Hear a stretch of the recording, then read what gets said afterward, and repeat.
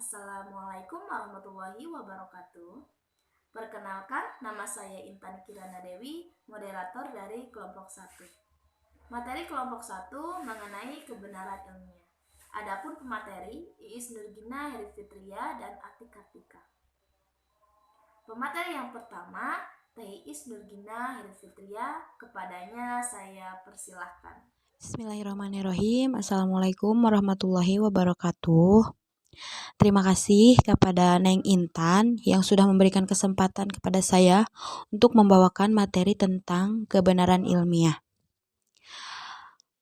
Apa sih sebuah kebenaran itu? Dan seperti apa sih sebuah kebenaran ilmiah itu? Di sini, kebenaran ilmiah merupakan kebenaran yang sudah terbukti akan fakta dan kenyataannya. Dan sebuah kebenaran itu mungkin bukan hanya suatu kenyataan yang benar-benar benar gitu, tetapi suatu kebenaran itu bisa saja merupakan kebenaran yang buruk.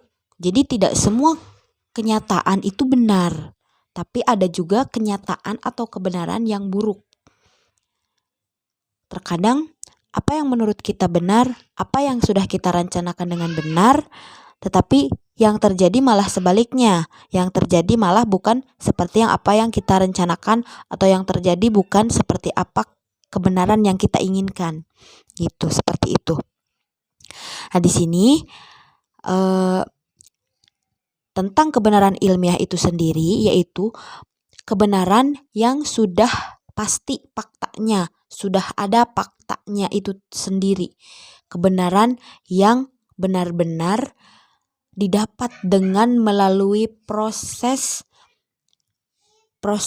penelitian, yang melalui proses observasi. Jadi kebenarannya itu benar-benar mutlak dan nyata, tidak bisa disanggah, atau kebenaran itu tidak bisa berubah. Kecuali ada juga kebenaran yang berubah seiring berjalannya waktu. Nah, di sini ada teori-teori tentang kebenaran itu sendiri. Di sini ada beberapa teori tentang kebenaran ilmiah. Ada 3 teori ya, ada 3 teori di sini tentang kebenaran ilmiah. Yang pertama, teori koherensi, yang kedua, teori korespondensi, dan yang ketiga, teori pragmatis. Apa sih teori koherensi itu? Teori koherensi itu yaitu menurut teori ini, pernyataan itu benar apabila pernyataan itu konsisten, tidak bisa berubah sampai kapanpun. Pernyataan yang tidak bisa berubah sampai kapanpun itu merupakan suatu kebenaran. Contohnya, setiap manusia itu akan mati. Itu kan suatu pernyataan, dan itu benar, dan itu konsisten. Dan memang benar-benar manusia akan mati. Selamanya pernyataan itu akan ada. Semua manusia, semuanya akan kembali kepada Allah dan akan meninggal, akan mati. Itu tidak bisa dirubah. Itu menurut teori koherensi. Yang kedua, teori korespondensi. Teori korespondensi ini, menurut teori korespondensi ini, suatu pernyataan adalah benar jika materi pengetahuan yang dikandung di dalam pernyataan itu berhubungan dengan objek. Jadi ada objeknya di dalam teori korespondensi ini. Ada objeknya, bisa dilukiskan dengan nyata sesuai fakta. Itu teori korespondensi. Jadi harus ada penelitian observasi terlebih dahulu di dalam korespondensi ini. Harus ada objek yang diteliti. Kalau tidak ada objek, ya mungkin tidak bisa dikaji dengan teori ini. Tidak bisa dikaji dengan teori ini. Mungkin itu ya suatu kelemahan teori korespondensi ini. Jadi perbedaannya yang tadi, kalau koherensi itu konsisten, kalau korespondensi ini ada objek dan sesuai fakta, tidak bisa dirubah dan tidak bisa diganggu gugat objek tersebut, pernyataan objek-objek tersebut gitu. Dan yang ketiga, teori pragmatis. Teori pragmatisme ini menurut Jujun S. Surya Sumantri bukan merupakan aliran filsafat yang mempunyai doktrin-doktrin filsafat, melainkan teori dalam penentuan kebenaran, di mana kebenaran suatu pernyataan diukur dengan apakah pernyataan tersebut bersifat fungsional dalam kehidupan praktis atau tidak. Jadi menurut teori ini, sebuah kebenaran itu adalah suatu pernyataan yang si pernyataan itu mempunyai manfaat bagi kehidupan manusia. Jadi kalau nggak punya manfaat, ya menurut teori ini diragukan itu kebenaran atau bukan. Jadi teori ini mah harus ada manfaat, harus berfungsi bagi kehidupan menurut teori pragmatis ini.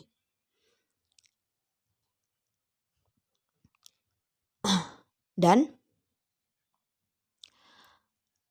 di sini pun ada kriteria kebenaran. Kriteria kebenaran yang cenderung menekankan satu atau lebih dari 3 pendekatan. Apa itu? Menekankan tentang apa? Yang pertama, yang benar adalah yang memuaskan keinginan kita. Yang kedua, yang benar adalah yang dapat dibuktikan dengan eksperimen. Dan yang ketiga, yang benar adalah yang membantu perjuangan hidup biologis manusia. Jadi itu mungkin rangkuman dari semua teori di atas. Yang pertama, yang benar adalah yang memuaskan keinginan kita, yaitu tadi ya, adanya objek, jadi kita puas dengan penelitian, dan itu juga berkaitan nih yang kedua, yang benar dapat dibuktikan dengan eksperimen. Jadi harus diteliti dulu, bereksperimen dulu, dibuktikan apakah benar atau tidak. Kalau memang benar, maka suatu pernyataan itu bisa dianggap benar. Dan yang benar juga yang dapat berfungsi dan membantu kehidupan manusia gitu. Dan dari situ dari ketiga teori itu saling menyempurnakan. Korespondensi, kohersi, dan pragmatisme itu saling menyempurnakan daripada saling bertentangan ya. Lebih ke menyempurnakan, tidak bertentangan. Maka teori tersebut dapat digabungkan dalam suatu definisi tentang kebenaran. Mungkin definisinya adalah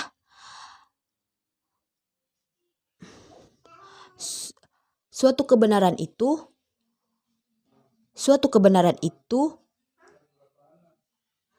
persesuaian yang setia dari pertimbangan dan ide kita kepada fakta, pengalaman, atau kepada alam seperti adanya gitu. Akan tetapi karena kita dengan situasi yang sebenarnya, maka dapat diujilah pertimbangan tersebut dengan konsistensi dengan pertimbangan-pertimbangan yang lain yang kita anggap sah dan benar. Atau kita uji dengan faidah dan hakikat-hakikat yang praktis. Jadi menurut mungkin kalau definisinya itu sebuah kebenaran itu persesuaian antara pertimbangan kita dengan fakta yang ada dan sesuatu itu yang konsisten dengan pertimbangan yang lain. Kita juga harus mempertimbangkan yang lain gitu. Apakah di pertimbangan apakah itu benar, sah atau tidak gitu. Dan itu pun diuji lagi dengan faidah dan hakikat yang praktis. Diuji lagi apakah kebenaran itu memang benar atau tidak gitu. Nah, mungkin sekian ya dari saya tentang sebuah kebenaran dan teori-teori kebenaran. Selanjutnya, ada sifat kebenaran ilmiah yang akan dijelaskan oleh Ibu Atik Kartika. Kepada Ibu Atik, mangga saya persilahkan. Terima kasih. Bismillahirrahmanirrahim. Assalamualaikum warahmatullahi wabarakatuh. Terima kasih kepada Teh Gina yang telah menyampaikan materinya. Melanjutkan materi dari Teh Gina tentang sifat kebenaran ilmiah. Kebenaran ilmiah menurut Konrad Kepu paling tidak memiliki 3 sifat dasar, yaitu struktur kebenaran ilmiah bersifat rasionologis, isi empiris, dan sifat pragmatis. Yang dimaksud dengan struktur yang rasionologis adalah kebenaran dapat dicapai berdasarkan kesimpulan logis atau rasional dari proposisi atau premis tertentu. Karena kebenaran ilmiah bersifat rasional, maka semua orang yang rasional, yaitu yang dapat menggunakan akal budinya secara baik, dapat memahami kebenaran ilmiah. Oleh sebab itu, kebenaran ilmiah kemudian dianggap sebagai kebenaran universal. Sifat rasional atau rationality harus dibedakan dengan sifat masuk akal, reasonable. Sifat rasional terutama berlaku untuk kebenaran ilmiah. Sedangkan masuk akal biasanya berlaku bagi kebenaran yang tertentu di luar lingkup pengetahuan. Sebagai contoh, tindakan marah dan menangis atau semacamnya dapat dikatakan masuk akal, sekalipun tindakan tersebut mungkin tidak rasional. Yang kedua, isi empiris maksudnya kebenaran ilmiah perlu diuji dengan kenyataan yang ada. Bahkan sebagian besar pengetahuan dan kebenaran ilmiah berkaitan dengan kenyataan empiris di alam ini. Hal ini tidak berarti bahwa dalam kebenaran ilmiah spekulasinya tetap ada, namun sampai tingkat tertentu. Spekulasi itu bisa dibayangkan sebagai nyata atau tidak, karena sekalipun suatu pernyataan dianggap benar secara logis, perlu dicek apakah pernyataan tersebut juga benar secara empiris. Yang ketiga, isi pragmatis. Maksud dari sifat pragmatis ini adalah sifatnya berusaha menggabungkan kedua sifat kebenaran sebelumnya, logis dan empiris. Maksudnya, jika suatu pernyataan benar dinyatakan benar secara logis dan empiris, maka pernyataan tersebut juga harus berguna bagi kehidupan manusia. Berguna berarti dapat untuk membantu manusia memecahkan berbagai persoalan dalam hidupnya. Pada akhirnya, yang menjadi pertanyaan adalah, apakah kebenaran ilmiah bersifat pasti atau sementara? Jawaban atas pernyataan ini memunculkan dua pandangan yang berbeda, yaitu kaum rasionalis yang menekankan kebenaran logis rasional dan pandangan kaum empiris yang menekankan kebenaran empiris. Mungkin materi yang saya dapat sampaikan sampai di sini, kurang dan lebihnya mohon maaf. Terima kasih. Assalamualaikum warahmatullahi wabarakatuh. Terima kasih kepada Teh Gina dan Bu Atik atas pemaparan materinya. Selanjutnya sesi tanya jawab. Untuk yang mau bertanya, saya persilahkan. Assalamualaikum warahmatullahi wabarakatuh. Saya Nida Nadia Skarlayen ingin bertanya kepada Ibu Iis Nugina. Dari materi sebelumnya ada metode kebenaran korespondensi. Nah, berikan contoh kebenaran korespondensi tersebut. Terima kasih. Baik, terima kasih Teh Nida atas pertanyaannya. Lalu dibuka pertanyaan selanjutnya. Assalamualaikum warahmatullahi wabarakatuh. Perkenalkan, nama saya Sri Widyaningsih. Saya ingin bertanya kepada Ibu Atik tentang, Bu, tadi kan struktur kebenaran ilmiah bersifatnya rasional, logis, isi empiris, dan sifatnya pragmatis. Maksud dari isi empiris itu bagaimana dan seperti apa contohnya? Terima kasih. Kepada Teh yang telah mengajukan pertanyaan. Selanjutnya boleh siapa lagi yang mau bertanya? Assalamualaikum warahmatullahi wabarakatuh. Perkenalkan, nama saya Uu Nur Inayah. Izin bertanya. Tadi kan di materi TIIS disebutkan beberapa teori. Nah, saya akan bertanya mengenai teori ketiga, yaitu bagaimana teori pragmatisme memandang kebenaran. Terima kasih. Terima kasih kepada Teh yang telah mengajukan pertanyaan. Untuk efisiensikan waktu mungkin dicukupkan 3 penanya dulu. Lalu selanjutnya kepada pemateri dipersilakan untuk menjawab. Baik, terima kasih ya kepada rekan-rekan yang sudah bertanya.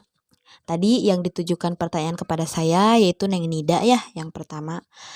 Pertanyaannya itu berikan contoh ya Neng ya, contoh dari teori kebenaran korespondensi gitu ya. Ya, mungkin saya jawab ya. Kebenaran korespondensi tadi kan ya dari penjelasannya itu harus ada objek, kebenaran yang harus ada objek dan sesuai fakta gitu, saling berhubungan dan kesetiaan realita. Jadi realita objeknya itu realita real, real objek itu benar gitu. Misalnya gini contohnya, kota Kediri berada di Jawa Timur, itu kan real. Memang benar kota Kediri berada di Jawa Timur, bukan di Jawa Barat. Itu suatu pernyataan yang benar-benar ada objeknya si kota Kediri dan memang benar di Jawa Timur. Nah, itu mungkin contohnya, contoh teori korespondensi ini. Jadi di teori ini tuh harus ada objek. Contohnya seperti itu. Kalau tidak ada objek mungkin tidak dapat dikaji karena ini memang harus benar-benar ada objek. Gitu. Seperti itu contohnya Neng. Terima kasih. Semoga bisa menjawab pertanyaan Neng Widya ya. Selanjutnya yang kedua tadi pertanyaan dari Neng Uun ya. Bagaimana teori pragmatisme memandang kebenaran ya Neng ya? Ya. Gini ya. Di sini tadi sudah saya jelaskan ya. Pragmatisme ini, menurut teori pragmatisme ini, suatu kebenaran itu benar jika memiliki manfaat, Neng. Jika bermanfaat bagi kehidupan manusia. Jadi, si teori ini tuh mungkin harus diteliti dulu juga ya, harus diteliti dulu apakah bermanfaat atau tidak. Misalnya gini, pernyataan yang menyatakan meminum air putih, banyak meminum air putih itu menyehatkan bagi tubuh, misalnya begitu ya. Itu harus diteliti dulu, benar nggak sih gitu. Jadi harus diteliti secara ilmiahnya, harus dites dulu gitu, kandungannya tuh seperti apa, manfaatnya apa sih bagi ke tubuh kita itu. Kalau memang ada manfaatnya, berarti pernyataan meminum air putih itu menyehatkan tubuh itu bisa disebut kebenaran bagi teori ini gitu. Kalau misalnya tidak ada manfaatnya, teori ini meragukan apakah itu kebenaran atau bukan gitu Neng ya. Apakah mudah-mudahan bisa dimengerti ya sama Neng, mudah-mudahan bisa menjawab pertanyaan yang Neng Uun sampaikan gitu ya. Pertanyaan selanjutnya ditunjukkan kepada Bu Atik ya. Silahkan Bu Atik untuk menjawab pertanyaan tentang materi yang Bu Atik sampaikan. Terima kasih. Saya akan mencoba menjawab pertanyaan dari Teh Widya.